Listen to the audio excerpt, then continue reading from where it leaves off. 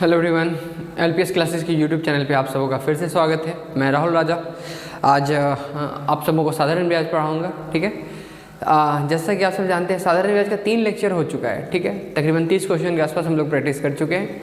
ये आज साधारण ब्याज का आखिरी लेक्चर होगा। ठीक है, हम लोग ज़्यादा से ज़्यादा टाइप को कवर करने की कोशिश कर रहे हैं, वो भी जो अच्छे क्वेश्चन है, लेटेस्ट ट्रेंड के क्वेश्चन है वो सब। ठीक है, इसके बाद जो कुछ थोड़ा बहुत बच जाएगा आज के लेक्चर के साथ में, ये सब बाकी चक्रवृद्धि ब्याज के साथ कवर कर दिया जाएगा। ठीक है, कंपाउंड इंटरेस्ट के साथ कवर। ठीक है, चलिए साधारण ब्याज पे चलते हैं हम लोग। आज क्वेश्चन पे जाने से पहले कुछ थ्योरीज करते हैं। थोड़ा सा थ्योरी क्या, बस वही बेसिक बातें हैं। साधारण ब्याज जान ही रहे हैं कि कुछ नहीं है, जिसको परसेंटेज आता है, रेशियो आता है, साधारण ब्याज आता है। ठीक, सब कुछ परसेंटेज, पूरा अरिथमेटिक परसेंटेज और रेशियो पर डिपेंडेंट है। आइए मान लीजिए कि 3 अलग अलग राशियाँ हैं। ठीक है, 3 अलग अलग मूलधन, 3 अलग अलग दर है, 3 अलग अलग समय है, लेकिन तीनों से अगर समान इक्वल साधारण ब्याज प्राप्त होता है तो इस तरह के क्वेश्चन को कैसे करेंगे, समझ आइए देखते हैं। अब क्या कह रहे हैं, साधारण ब्याज का फॉर्मूला क्या होता है? साधारण ब्याज का फॉर्मूला क्या होता है? P गुना R गुना T अपॉन 100, मूलधन गुना समय गुना दर बटे 100, यही तो होता है। चलिए, अगर मान लीजिए 3 अलग अलग राशि है तो साधारण ब्याज कितना हो जाएगा? P1 R1 T1 upon 100। ठीक है, P2 R2 T2 अपॉन 100 और P3 R3 T3 अपॉन 100। 3 अलग अलग मूलधन, 3 अलग अलग ब्याज का दर, 3 अलग अलग समय दिया हुआ है। लेकिन अगर तीनों से कह दिया जाए, तीनों से समान साधारण ब्याज प्राप्त होता है, इक्वल साधारण ब्याज प्राप्त होता है। इक्वल, मान लीजिए तीनों का मान कितना है? इक्वल है। ठीक है, तो ऐसे में हम लोग कैसे सॉल्व करेंगे? मतलब देखिए, अगर इसमें मूलधन या रेशियो या फिर समय, किसी का भी अगर रेशियो निकालना हो तो कैसे करेंगे? अभी मान लीजिए आप सबको मान लीजिए के बराबर कर देते हैं, तीनों साधारण ब्याज को। ठीक है, के कोई एक कांस्टेंट है, ठीक है, कोई एक नियतांक है, नियतांक मान है, ठीक, नियत मान है। अभी अगर सबको 100 से किसी कांस्टेंट से गुणा कर दिया तो कांस्टेंट ही रह जाएगा। यानी यहाँ से क्या हो गया? P1 R1 T1 बराबर P2 R2 T2 अपॉन बराबर P3 R3 T3। अभी सबसे 100 ऊपर चला गया तो K × 100 मान लीजिए ये M हो गया। यानी यहाँ जो कह रहा है K गुना 100, मान लीजिए इसका मान M है। ठीक, ऐसे ही कोई भी कांस्टेंट रखना है, M Z N कुछ भी रखना है, रख देते हैं। ठीक है, तो यहाँ से अगर हम मूलधन का रेशियो निकाल ले P1, तो P1 का मान क्या हो जाएगा? R1 T1 किससे? इसके बटे में आ जाएगा, M बटे R1 T1। वैसे अगर P2 निकाल दे तो क्या हो जाएगा? M upon R2 T2। अगर P3 निकाल दे तो M अपॉन R3 T3। और अगर तीनों का मूलधन ले लिया जाए, P1 अनुपात P2 अनुपात P3, तो क्या हो जाएगा? M upon R1 T1, M upon R2 T2, M upon R3 T3। और रेशियो में जानते हैं कि कॉमन से कटा देते हैं M तीनों में, तो ये कैंसिल आउट हो जाएगा। ठीक, तो यानी मूलधन का अनुपात क्या हो गया? 1/R1 T1 अनुपात 1/R2 T2 अनुपात 1/R3 T3। यही तो होगा ना?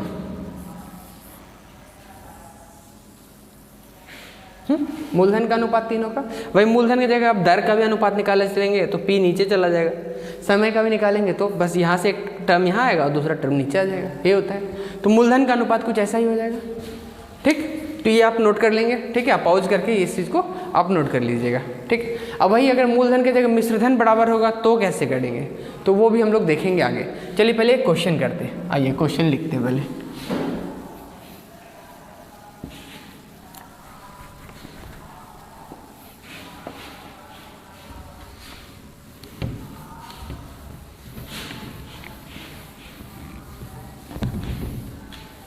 यानी अगर सिंपल एक पहले पॉइंट बना लेते हैं, यदि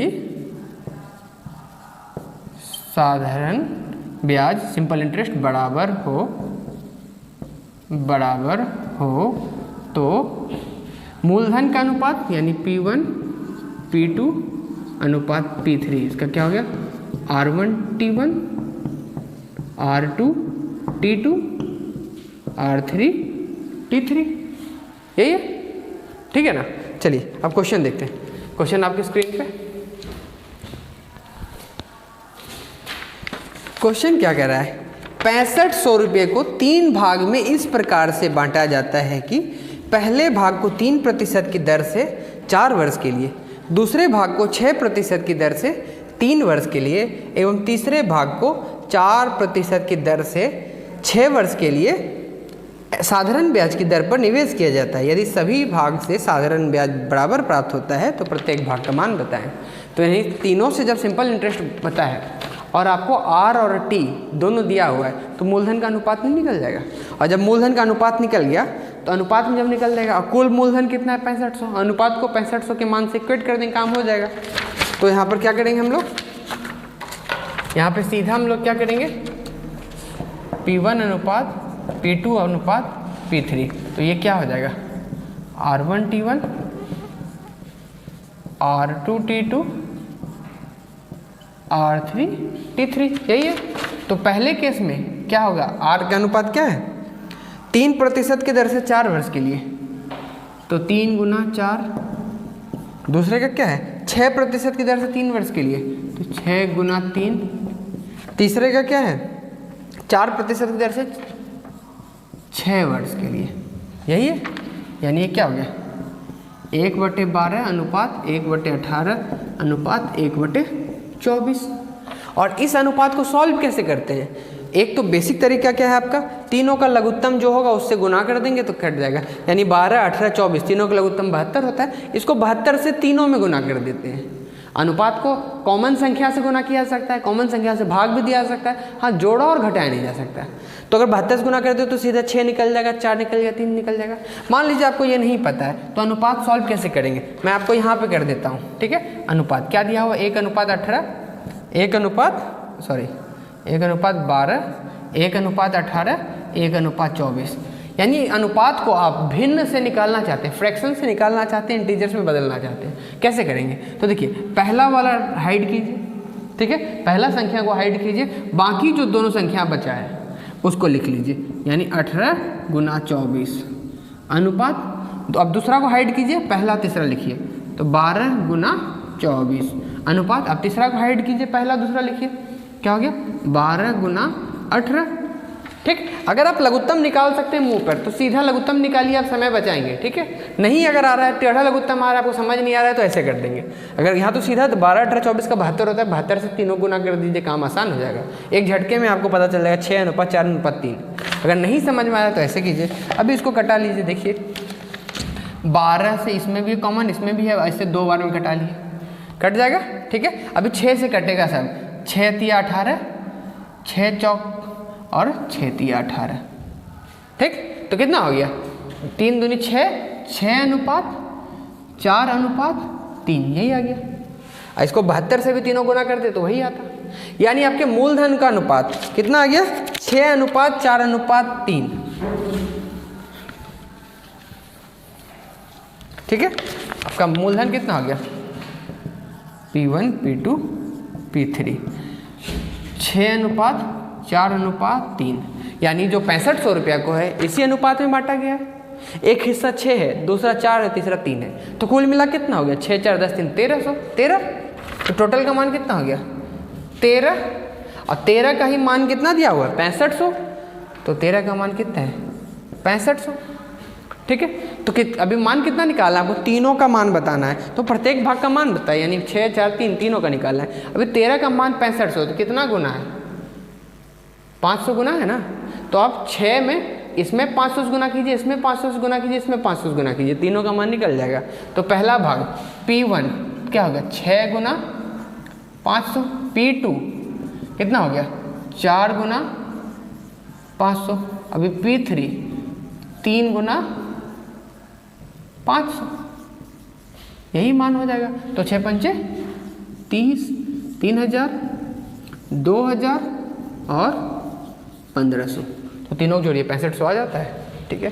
तो यहाँ ध्यान देना क्या है, साधारण ब्याज बराबर हो, जब साधारण ब्याज बराबर हो तो मूलधन का अनुपात ये होता है। बस इसमें वैल्यू पुट करेंगे और रेशियो को सॉल्व कीजिए और इक्वेट कर देना है, आ जाएगा आपका मान। ठीक है, चलिए अगले क्वेश्चन पे चलते हैं। अगले क्वेश्चन पे जाने से पहले थोड़ा थ्योरी डिस्कस करते हैं। थ्योरी कुछ इसी तरीके का है।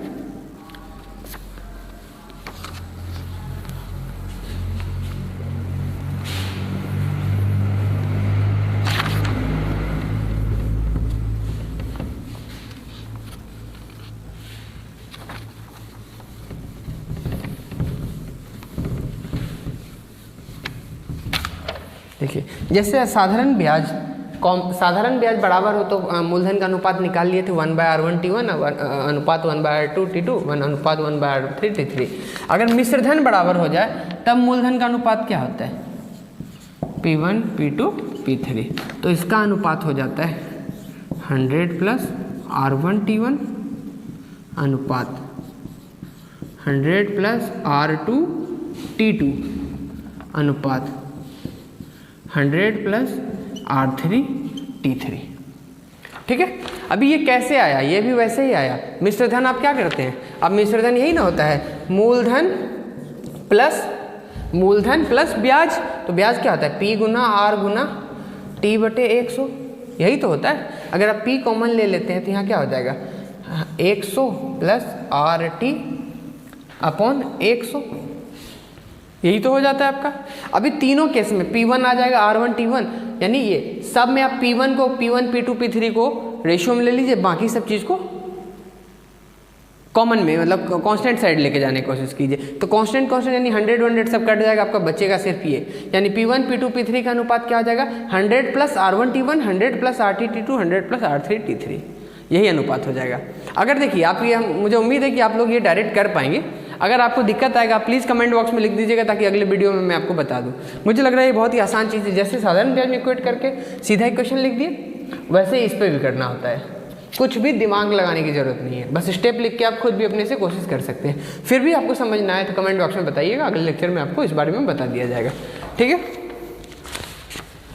चलिए, यानी जब मिश्रधन बराबर हो तो मूलधन का अनुपात ये हो जाता है। अब आते हैं अपने क्वेश्चन पे। क्वेश्चन आपके स्क्रीन पे, 17,500 को 3 भाग में इस प्रकार से बांटा जाता है कि पहले भाग को 4% की दर से 5 वर्ष के लिए, दूसरे भाग को 5% की दर से 10 वर्ष के लिए एवं तीसरे भाग को 10% की दर से 8 वर्ष के लिए साधारण ब्याज की दर पर निवेश किया जाता है। यदि तीनों भाग से समान मिश्रधन प्राप्त हो तो प्रत्येक की राशि बताएं। समान मिश्रधन, उस केस में मूलधन का रेशियो ये हो जाता है। अभी यहाँ पे मान बिठा दीजिए, R1T1 4 × 5 तो कितना हो गया, 4 × 5 4 × 5। चलिए मैं लिख ही देता हूँ एक स्टेप। दूसरे का क्या है, 5% की दर से 10 वर्ष के लिए, 5 × 10। तीसरे का क्या है,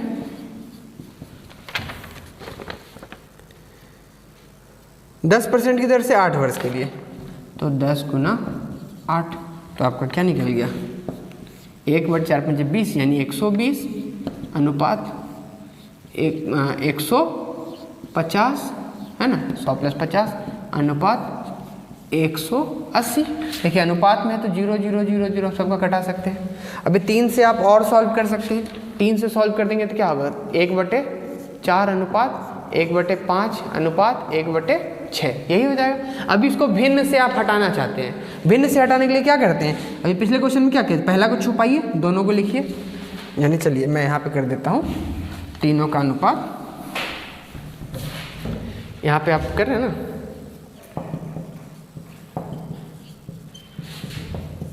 एक 1/4 अनुपात 1/5 अनुपात 1/6 आ रहा है। अभी तीनों को भिन्न में मतलब ऊपर लेके आना है, इंटीजर्स में लेके आना है। तो 4 को छुपाइए, क्या बचा है यहाँ पे, 5 × 6 अनुपात 4 × 6 अनुपात 6 को छुपाइए तो 4 × 5। या दूसरा आसान रास्ता क्या है, अगर सिंपल डिजिट दिया हुआ हो तो जो इसका लघुत्तम होता है उसे तीनों को गुना कर दीजिए, और ज़्यादा आसान हो जाएगा। ठीक है, यानी 4 5 6 का लघुत्तम कितना हो जाएगा, 60 हो जाएगा। 60 से गुना कर दीजिए तो यह 15 अनुपात 4 अनुपात 15 अनुपात 12 अनुपात 10 हो जाएगा। ठीक है, वैसे आप इसको ऐसे भी कर सकते हैं। आप इसको घटाइए, किससे कटेगा, ये 2 से कट जाएगा, 3 बार में 2 से 3 बार में, 2 से 2 बार में, कितना हो गया 15:12:10, यही हो गया। तो यानी मूलधन को इस अनुपात में बांटा गया है। तो जब मूलधन का अनुपात हम लोग जान गए तो ये तीनों मिला के कितना होता है 15 10 25, 25 10 35 2 37 होता है 37। और 37 का ही तो मान दिया हुआ है कितना 17500, कितना बार में, ये भी 500 टाइम्स में होता है। 37 गुना 5 175 होता है ना, 5 से नहीं 185 हो जाएगा ना, तब तो इसमें ऐसे कटेगा नहीं, तो ये प्रिंटिंग मिस्टेक है। तो इसको 175 नहीं 185 कर देंगे आप, ठीक है। इसको 185 क्योंकि उसमें कटेगा नहीं, बिल्कुल फ्रैक्शन में आ जाएगा। वहाँ देना चाहिए 18,500, ठीक है। अब ध्यान रखिएगा, आपको जो भी क्वेश्चन दिया रहता है डाटा सेट मिलेगा आपको एग्जाम में, कभी भी आपको टफ कैलकुलेशन का क्वेश्चन नहीं मिलेगा, डाटा सेट रहता है कि अगर आप देख पाएँ तो फटाफट कटा के उसको सिंपल बना सकते हैं। तो यहाँ डाटा लिखने में गलत हो गया, तो 18,500 है वो, ठीक है, वो आप सुधार कर लीजिएगा। तो 37 गुना 500, तो देखिए, तो यहाँ 500 गुना है तो आपको तीनों का मान निकालना है। तीनों का मान निकालने का मतलब इसका, इसका और इसका, तीनों का मान निकालना है। तो P1 कितना हो गया 15 है, 500 से गुना कर दीजिए तो मान निकल गया। P2 कितना है 12 है, गुना 500 से निकाल दीजिए। और P3 है तो 10 गुना 500 कर दीजिए, कितना हो गया 7500, 6000 और 5000। देखिए 6 5 11 7 18 18,500 हो गया टोटल, ठीक। तो बस यही करना है।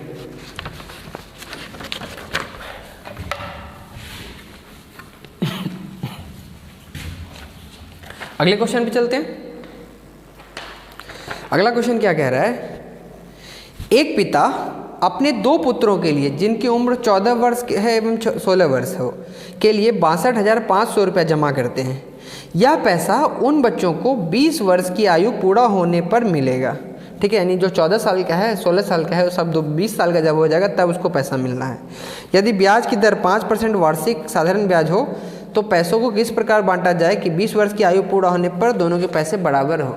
यानी देखिए यहाँ क्या कह रहा है, पैसा बराबर मिले, ठीक है। बराबर मिलने का मतलब क्या है, मिलेगा बाद में कब, जब मूलधन और ब्याज दोनों जोड़ के जो मिलता है भाई, यानी फिर से मिश्रधन होना है, ठीक है। यानी दोनों को समान मिश्रधन मिलना है जब उनका उम्र 20 साल पूरा हो, समान मिश्रधन मिलना है। तो आइए यहाँ पर हम लोग देख लेते हैं, क्या बिल्कुल इसी पे बेस्ड क्वेश्चन है, वो इससे थोड़ा आसान ही है, बस लैंग्वेज में थोड़ा सा कॉम्प्लिकेट करने की कोशिश की गई है। अगर ये कॉन्सेप्ट आप समझ गया तो वो क्वेश्चन उड़ा लेंगे आप।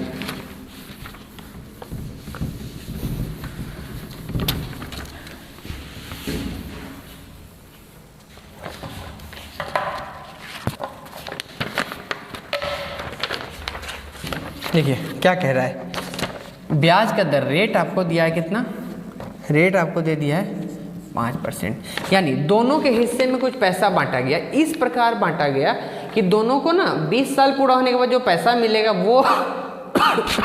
वो बराबर मिले, ठीक। पैसा बाद में जो होगा वो बराबर मिलना है। तो जैसे पहला बच्चा जो है वो कितना साल का है, वो है तुम्हारा 14 साल का, 14 वर्ष का है। तो इसका पैसा बैंक में कितना, 20 साल पूरा होने पर इसको मिलना है। तो बैंक में कितने समय के लिए रहा, 6 साल के लिए रहा। वही दूसरा बच्चा जो है, दूसरा बच्चा वो कितने साल का है, वो है 16 वर्ष का। इसको भी पैसा कब मिलना है, जब ये भी 20 वर्ष का हो जाएगा। यानी इसका पैसा कितना दिन जमा रहेगा, 4 साल ही जमा रहेगा।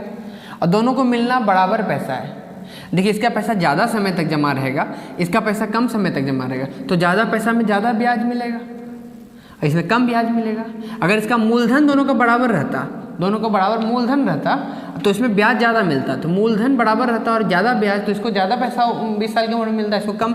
लेकिन बराबर मतलब जब दोनों को मिश्रधन बराबर मिल रहा है, इसका मतलब क्या, इसको मूलधन कम मिला होगा, इसको मूलधन ज़्यादा मिला होगा, तभी तो 20 साल में जाके बराबर मिल रहा है, ठीक है। तो हो क्या रहा है, 20 साल के बाद जब मिश्रधन बराबर हो रहा है तो यानी P1 P2 का अनुपात क्या हो जाएगा, 1/100 plus R1 T1, 1/100 plus R2 T2, यही हो जाएगा आपके मूलधन का अनुपात, है ना।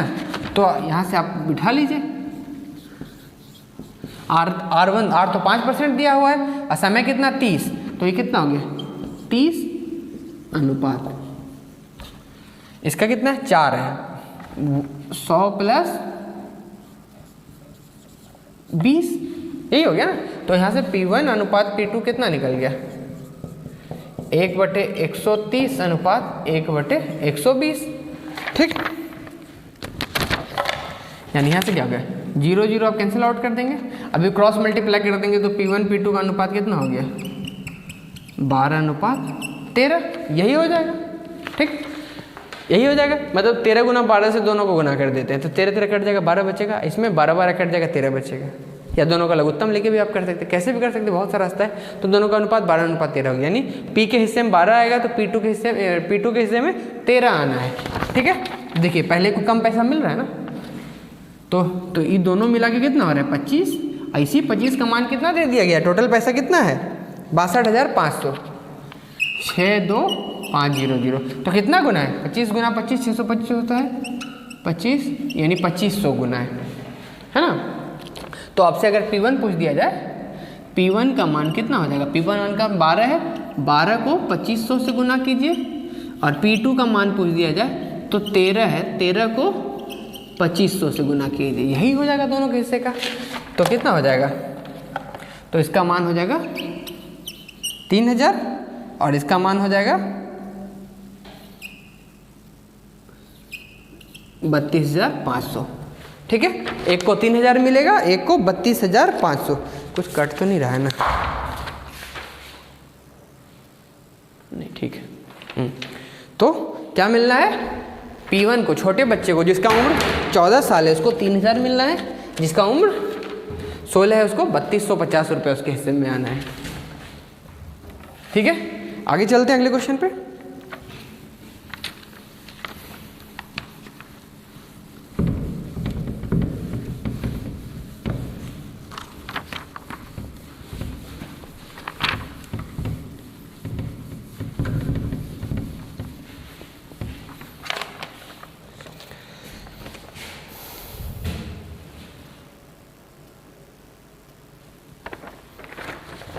आइए अगला क्वेश्चन आपके स्क्रीन पे। 3000 रुपये को 2 भाग में इस प्रकार बांटा जाता है कि पहले भाग को 3% एवं दूसरे भाग को 6% के वार्षिक साधारण ब्याज की दर पर निवेश किया जाता है, ठीक है। यानी क्या कर रहा है यहाँ पे, पहले आप देखिए बेसिक तरीके से देखिए, 3000 रुपये इसको 2 हिस्से में बांट दिया। मान लीजिए पहला हिस्सा P1 है तो दूसरा क्या होगा, 3000 माइनस P1, यही हो गया, 2 हिस्सा में बांट दिया गया। बांटा जाता है 3% या दूसरे भाग को 6% के वार्षिक साधारण ब्याज के निवेश किया। यदि दोनों भाग से कुल 114 रुपये साधारण ब्याज प्राप्त होता है तो प्रत्येक भाग का मान बताएं। इसका ब्याज दर क्या है, R1 3%, इसका ब्याज दर क्या है 6%, ठीक है। यदि दोनों भाग से कुल 100 साधारण ब्याज प्राप्त होता है, यहाँ पे एक पॉइंट छूट गया है इसको, अच्छा, एक वर्ष में कितना मिल रहा है 144 रुपये। यानी देखिए, यानी दोनों हिस्से से कुल साधारण ब्याज कितना मिल रहा है 144 रुपये। इसका मतलब क्या हुआ, पहले एकदम बेसिक तरीके से बनाना है, एकदम बेसिक तरीके से दोनों का साधारण ब्याज निकाल दीजिए। मूलधन पता है P1, दर पता है आपको 3, समय 1 वर्ष बटे 100 प्लस यहाँ पे मूलधन कितना है 3000 माइनस P1 गुना दर कितना है 6 गुना समय 1 बटे 100, इसी का मान 144 रुपये है। एक तो ये मेथड हो गया बेसिक मेथड, लेकिन दूसरा मेथड यहाँ पर तो डाटा आसान है, 1 ही साल के लिए दिया हुआ है तो आप कर लेते हैं। यही अगर 2 साल 3 साल मतलब थोड़ा कॉम्प्लिकेट कर दे तो ये थोड़ा आउटडेटेड मेथड हो जाता है। देखिए दूसरा मेथड क्या है, इसको बहुत से मेथड से किया जाता है। एक और मेथड आप देख लीजिए कि देखिए आप एक कॉन्सेप्ट समझे होंगे, एक कॉन्सेप्ट आप जानते होंगे, जैसे बनिया की दुकान पे जाइए जहाँ जो बनिया मिलावट करता है, ठीक है। बनिया कहने का मतलब जो राशन का सामान बेचता है उसे बनिया बोलते हैं, जातिगत वर्ड नहीं है, ठीक है ना। तो कहने का मतलब क्या है, आप देखिए 2 तरह का चावल लीजिए सैंपल। एक सैंपल मान लीजिए 5 रुपये किलो वाला है और एक सैंपल चावल है 8 रुपये किलो वाला, ठीक है। आप चाहते हैं कि आपको मतलब बढ़िया वाला खरीदे, हर कोई चाहता है ज़्यादा अच्छा वाला खरीदे, लेकिन वो थोड़ा सस्ता हो तो बढ़िया होता है, बढ़िया रहेगा खरीदने में।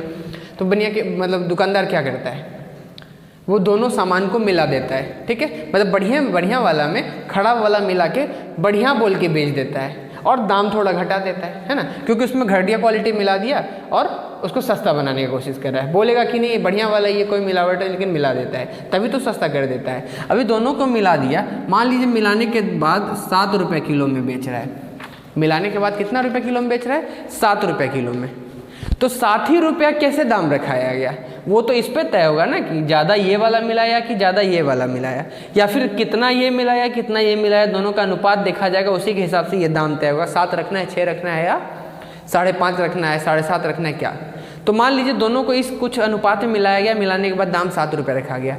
तो अगर आपसे अनुपात पूछ दिया जाए कैसे करते हैं? ये एलिगेशन मेथड में एक्चुअली आ रहे हैं, जब भी आप लोगों को बताया नहीं गया है, इस वजह से मैं उसको रिलेट कर रहा हूँ ताकि आप समझ पाए एलिगेशन मेथड कहाँ लगाते हैं।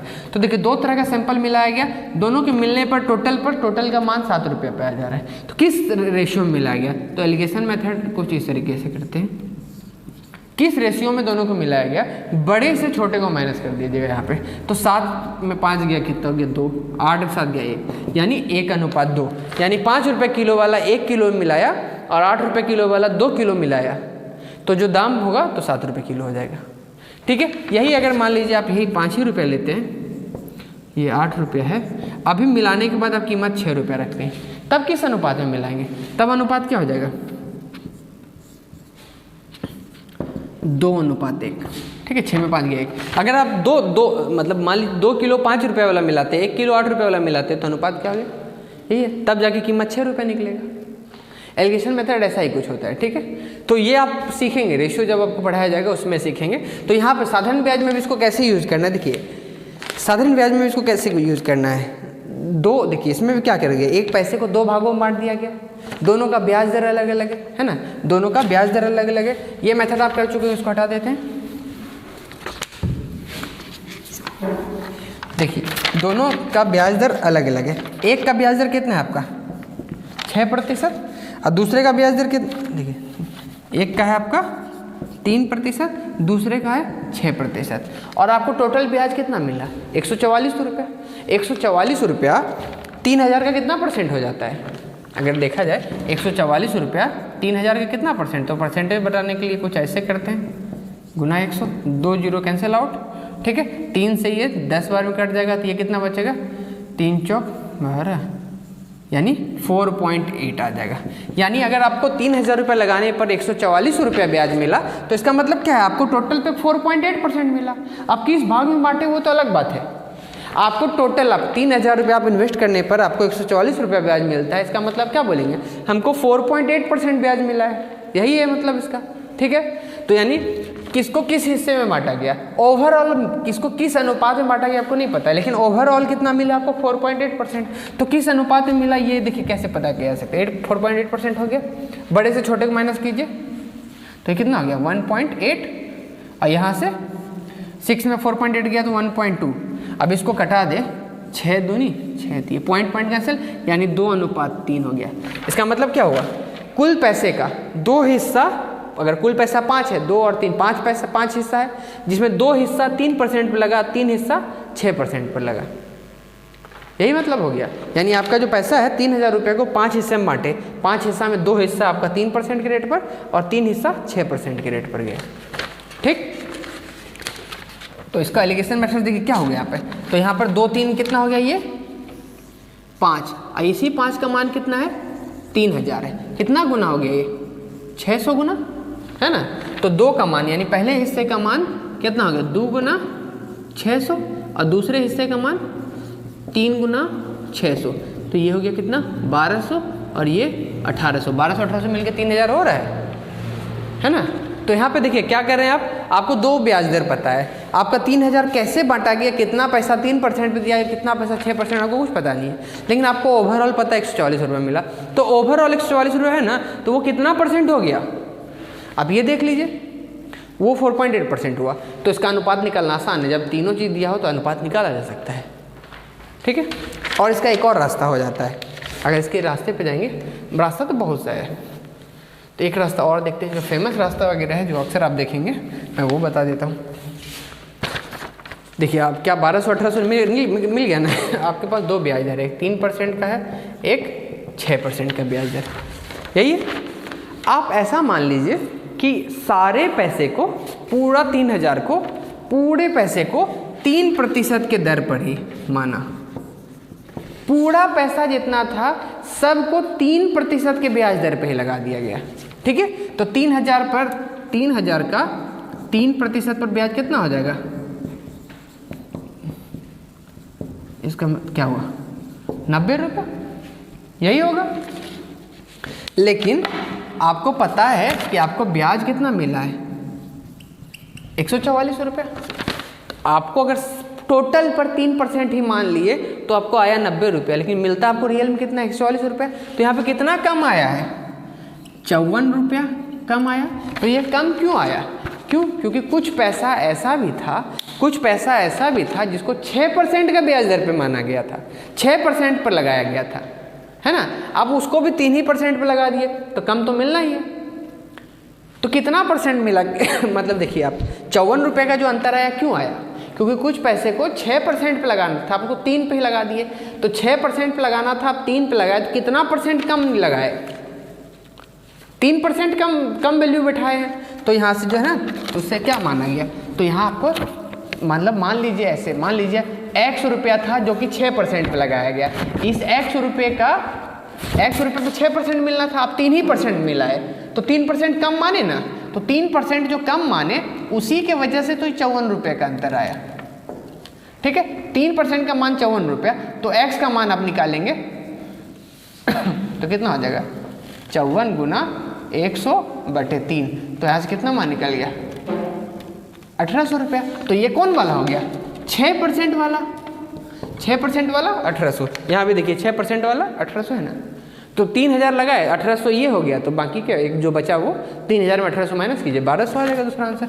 तो दूसरा आंसर कितना हो गया? 3% वाला, यही हो गया। तो आपको जो मेथड सूट करता है आप वो बनाए। बेसिक बनाना है बेसिक्स बनाए, एलिगेशन बनाना है एलिगेशन। मेरे हिसाब से एलिगेशन प्रेफर कीजिए, फ़ायदे मिलेंगे ज़्यादातर परिस्थितियों में। आप ये भी कर सकते हैं। आप देखिए यहाँ पर 3% किए ना, अभी मान लीजिए अब ये कर चुके होंगे। अब चलिए एक और चीज़ आप इसी में देख ही लीजिए, कॉन्सेप्ट ऐसे ही बनेगा। अगर आप 3% ना मान के मान लेते टोटल पर 6% ही, कि पूरे पैसे को 6% पर ही लगा दिए, 3% ना मान के 6% पे लगा दिए, तो कितना ब्याज मिलता है? 3000, 6%, 1 साल के लिए बटे 100, तो कितना पैसा मिलता? 180 रुपये मिलता है ना। 180 रुपये मिलना चाहिए, लेकिन मिला आपको कितना है? आपको मिलता रियल में कितना? 144 रुपये ही मिलता है ना। तो कितना ज़्यादा इसमें आ रहा है, देख लीजिए कितना आ रहा है। तो आपका 36 रुपया ज़्यादा आ रहा है ना। 144 ही मिला आपको रियल में, लेकिन 6% के हिसाब से 180 रुपये। तो एक ज़्यादा वैल्यू यानी 36 रुपया मान ज़्यादा क्यों आ रहा है? क्यों? क्योंकि कुछ पैसा ऐसा था जिसको 3% पर ही लगाया गया था, अब उसको भी यहाँ पर 6 ही बिठा दिए हैं। यानी जब एक्स्ट्रा बिठा दिए हैं तो एक्स्ट्रा मान तो आना ही है। तो देखिए मान लीजिए आपका 100 रुपया ऐसा था, 100 रुपया ऐसा था जिस पर कितना? 3% ब्याज मिलना था, आप उस पर भी कितना दिखा दिए? 6% दिखा दिए। ठीक है, तो 3% ज़्यादा दिखाए, तो x का 3% का मान ही कितना आ गया? 36। तो x का मान यहाँ से निकालेंगे आप 1200 रुपया आ गया। यानी 3% वाला पैसा 1200। ठीक है, टोटल कितना है? 3000। 3000 में 1200 घटाएंगे तो 1800 रुपया बचेगा। 6% वाला कितना हो गया? 6% वाला पैसा कितना हो गया? 1800 रुपया। तो वही हो गया। आप 3% ले, 6% ले, किसी से भी कर सकते हैं। ठीक है, ये आप इसको 1-2 बार और देखिए, अगर आपको समझ नहीं आया आप समझ जाएंगे। ये बहुत ही आसान क्वेश्चन है। आगे चलते हैं हम लोग। आप 3 मेथड कर चुके हैं यहाँ पर, आपको जो सूट करता है आप उससे आगे चल सकते हैं। अगले क्वेश्चन पे चलते हैं, 35 नंबर क्वेश्चन पे। 7000 रुपये की राशि को 2 भाग में इस प्रकार से बांटा जाता है कि पहले को 6% एवं दूसरे को 4% वार्षिक साधारण ब्याज के दर पर निवेश किया जाता है। यदि दोनों मिलाकर 5 वर्ष में 1600 रुपया साधारण ब्याज मिले तो प्रत्येक की राशि बताएं। आइए, साधारण ब्याज का दर जो क्या होता है? वार्षिक बताया जाता है ना। 4% वार्षिक, 10% वार्षिक, यानी हर साल 4% मिलेगा या हर साल 10% मिलेगा, हर साल 5% मिलेगा, हर साल का होता है। जितना साल उतना गुना कर दीजिए। 5% एक साल में, 2 साल में 5 5 10%, 3 साल में 5 5 5 3 बार 15%, वही होता है। तो देखिए हम लोग जो सीखे हैं उसे देखिए फटाक से कैसे हो जाएगा। 7,000 रुपये की राशि को 2 भाग में इस प्रकार बांटा जाता है कि पहले को 6% एवं दूसरे को, एक हो गया आपका 6%, दूसरा हो गया आपका 4%। ये क्या होता है? वार्षिक होता है, यानी हर साल 6%, हर साल 4%। लेकिन 5 साल में आपको टोटल कितना साधारण ब्याज मिला है? 5 साल में आपको 1,600 रुपया मिला है। तो एक साल में कितना हो जाएगा? एक साल में 320 रुपये। तो 320 रुपये कितना परसेंट हो गया? 7,000 का 320 रुपये कितना परसेंट हो जाता है? तो परसेंट में निकालने के लिए यही करेंगे आप, ठीक। तो यहाँ से तीनों कैंसिल आउट हो जाता है, ठीक। तो इसको कुछ नहीं करना है, 32/7 जोड़ देना है, यानी 320 रुपये कितना परसेंट हो जाता है? 32/7% हो जाता है 7,000 का। बस यहाँ पे आप 32/7 लगा दीजिए, ठीक है। देखिए एलिगेशन का जो मान होता है इन दोनों के बीच में ही होता है, तो इससे छोटा होगा और इससे बड़ा होगा। अभी इससे इसको माइनस किए, 7 6 42, 42 में 32 गया, तो यहाँ से निकल गया 10/7, और यहाँ से 7 चौक 28, यानी 4/7 आ जाता है ना। अभी ये क्या है? रेशियो में, रेशियो में है तो कटा सकते हैं। 7 से 7 कट गया, और 4 को 2 बार में कटा, और ये 5 बार में, तो अनुपात क्या आ गया? 2:5, यानी 6% जो गया है उसका 2 हिस्सा 6% गया है, 5 हिस्सा 4% गया। एक लाइन में हो गया। आप इसके पहले जो मेथड और भी सब मेथड से कर सकते हैं, सारे मेथड से आंसर आएगा, लेकिन ये आसान पड़ता है। टोटल 7 हिस्सा है, 7 हिस्सा का मान 7,000, कितना गुना? 1,000 गुना है, तो पहला हिस्सा जिसका मान 2 है उसमें भी 1,000 से गुना कर दीजिए, तो कितना आ गया? 2,000। दूसरा हिस्सा का मान कितना है? 5 है, उसमें भी 1,000 से गुना कर दीजिए, तो क्या आ गया? 5,000, ठीक है। तो 2,000 5,000 आपका ही आंसर हो जाएगा, ठीक है। ये हार्डली 20 से 25 सेकेंड का आंसर क्वेश्चन हो जाता है। चलिए अगले क्वेश्चन में चलते हैं।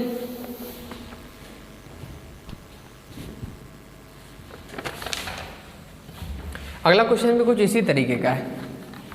फटाफट एलिगेशन आप लगाते जाइए और आंसर लाते जाइए।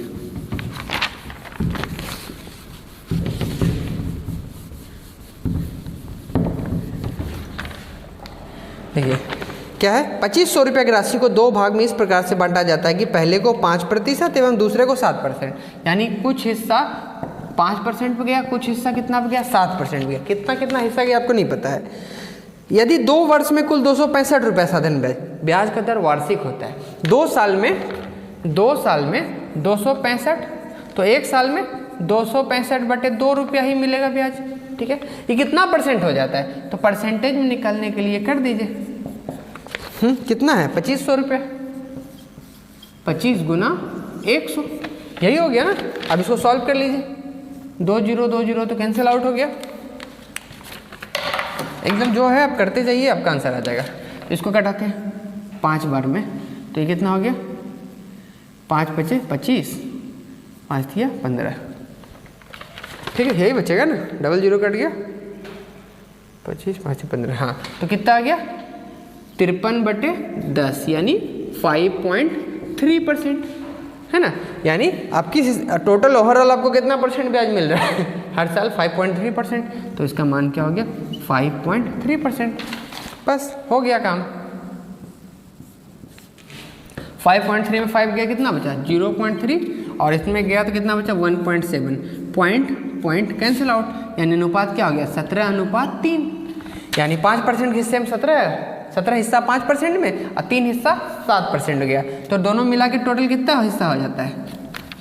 दोनों मिला के देखिए 17:3 आया ना, तो दोनों मिला के कितना हो गया? 20, और 20 का मान कितना दिया हुआ है? 2,500, यही हो गया ना। टोटल 2,500 रुपये है। तो प्रत्येक की राशि बताएं, तो ये कितना गुना है? 125 गुना है। तो पहला हिस्सा का मान कितना है? 17, तो 17 गुना 125 कर दीजिए। दूसरा हिस्सा कितना है? 3 है, 3 गुना 125 कर दीजिए, तो क्या हो? 375 आया ना। अभी 375 को 25 में घटा दिए तो भी आ जाएगा, या गुना कर दीजिए तो भी आ जाएगा। तो कितना आ गया? तो 2,125 रुपया, ठीक है, पहला हिस्सा 2125 रुपये, यानी 2125 रुपये को 5% दर पे और 375 रुपये को 7% दर पे लगाया गया। यही आंसर है। ठीक है, अगले क्वेश्चन पे चलते हैं।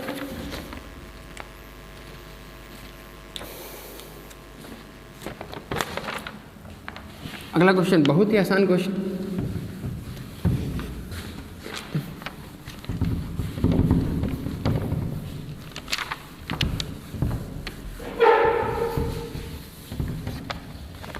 देखिए क्या बोल रहा है, 16,000 रुपये की राशि को 2 भाग में इस प्रकार से बांटा जाता है कि पहले भाग को 4% के दर से 5 वर्ष के लिए एवं दूसरे भाग को 3% की दर से 6 वर्ष के लिए निवेश किया जाता है। यदि पहले तथा दूसरे भाग से प्राप्त साधारण ब्याज का अनुपात 2:3 है तो दूसरे भाग की राशि बताएं।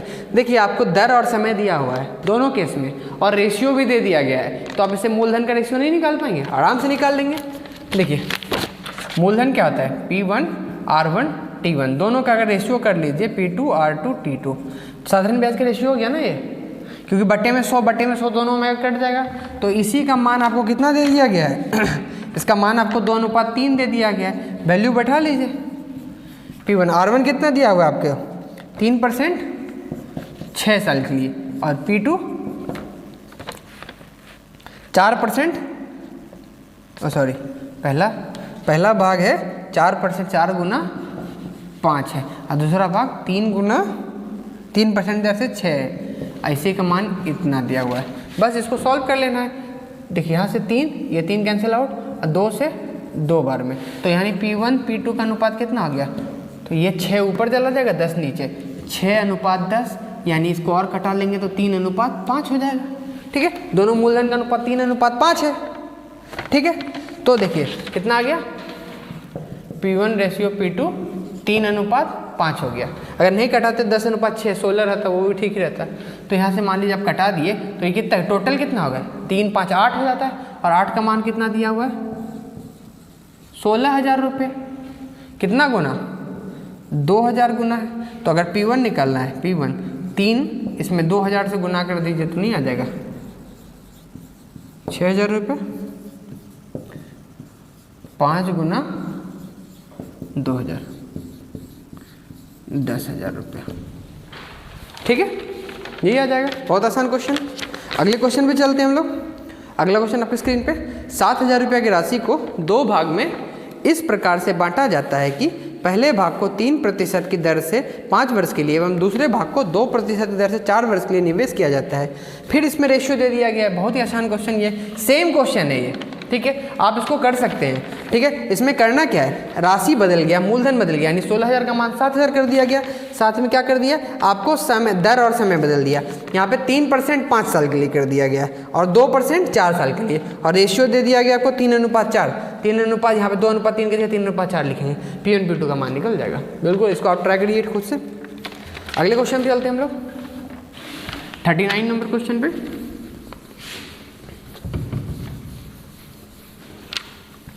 अब देखिए, थोड़ा वीडियो फास्ट अगर लगता हो तो आप पॉज करके इसको, पहले तो सबसे पहले अगर अरिथमेटिक आप सीखना चाहते हैं तो सीधे क्वेश्चन पढ़ के सॉल्यूशन देखना मत स्टार्ट कीजिए, क्वेश्चन का अटेम्प्ट लीजिए, खुद से पहले थोड़ा मेहनत कीजिए। ठीक है, समय ज़्यादा लग जाएगा, 40 मिनट 45 मिनट का वीडियो देखने में हो सकता है आपको 1.5-2 घंटा लग जाए, लेकिन ये आप सीखेंगे इससे। अगर आप क्वेश्चन पढ़ते हैं और सीधा फिर सॉल्यूशन देखने लग जाते हैं कि सर क्या कर रहे हैं, तो आपको अरिथमेटिक इससे नहीं आएगा।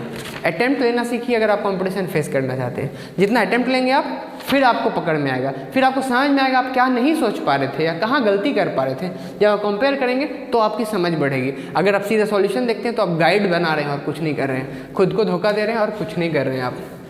ठीक है, तो अटेम्प्ट लीजिए। हाँ, जो पहली बार पढ़ने चलिए, कम से कम चलिए, अगर पहली बार पढ़ रहे हैं आप, आपको नहीं पता है तो आप देख लिए कैसे कैसे करते हैं, लेकिन जैसे लेक्चर खत्म हो, चैप्टर खत्म हो, तो इसको फिर से बनाइए बिना देखे।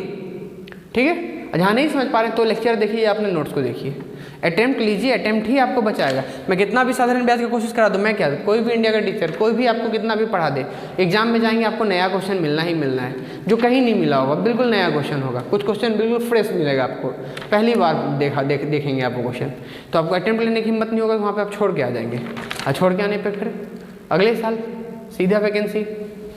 ठीक है, अगले क्वेश्चन में चलते हैं 39 नंबर पे। साधारण ब्याज की दर 6% से घटकर 5% हो जाता है तो एक व्यक्ति पहले की तुलना में 6,000 ज़्यादा लगा देता है। यदि दोनों स्थिति में साधारण ब्याज का मान बराबर हो तो प्रारंभिक निवेश क्या था।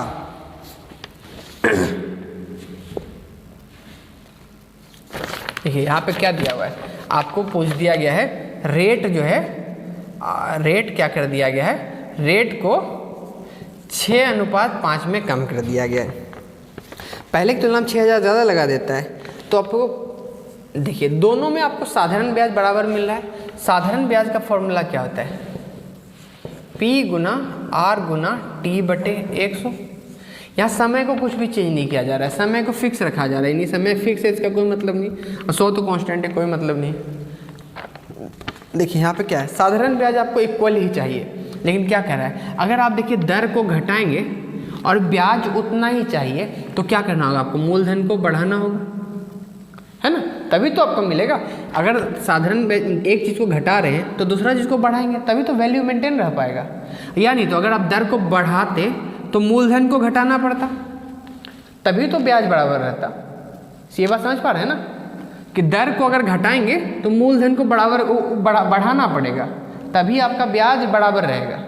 अगर दर को बढ़ा रहे हैं तो मूलधन को घटाना पड़ेगा, तभी आपका ब्याज पहले जितना यानी बराबर रह पाएगा। तो यहाँ पर क्या हो गया, दर क्या हुआ, 6:5 में घटा है, तो मूलधन क्या हो जाएगा, 5:6 में बढ़ाना पड़ेगा। यानी अगर पहले 5 रुपये लगाते थे तो अभी 6 रुपये लगाना पड़ेगा। उतना ही ब्याज पाने के लिए मूलधन को इस अनुपात में बढ़ाना पड़ेगा, बराबर ब्याज पाने के लिए। तो कितना बढ़ा यहाँ पर, 1 बढ़ा, लेकिन बढ़ाना कितना पड़ रहा है हमको, बढ़ाना यहाँ पर कितना लग रहा है, तो एक व्यक्ति पहले की तुलना में 6,000 ज़्यादा लगा देता है, इसी का मान 6,000 रुपये है।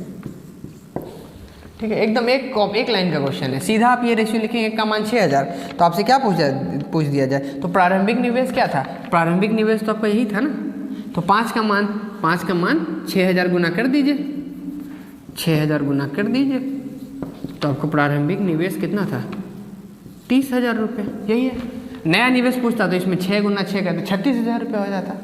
ठीक, तो ध्यान देने वाली बात क्या है, यहाँ पर समय में कोई चेंज नहीं कर रहा है, समय को हटा दिए, 100 तो कांस्टेंट हटा दिए। अगर साधारण ब्याज उतना ही चाहिए आपको, तो अगर रेट कम प्रिंसिपल बढ़ रहा है तो रेट कम करना होगा, प्रिंसिपल घट रहा है तो रेट बढ़ाना पड़ेगा। ठीक, आखिरी क्वेश्चन आज का, आखिरी क्वेश्चन पे चलते हैं हम लोग।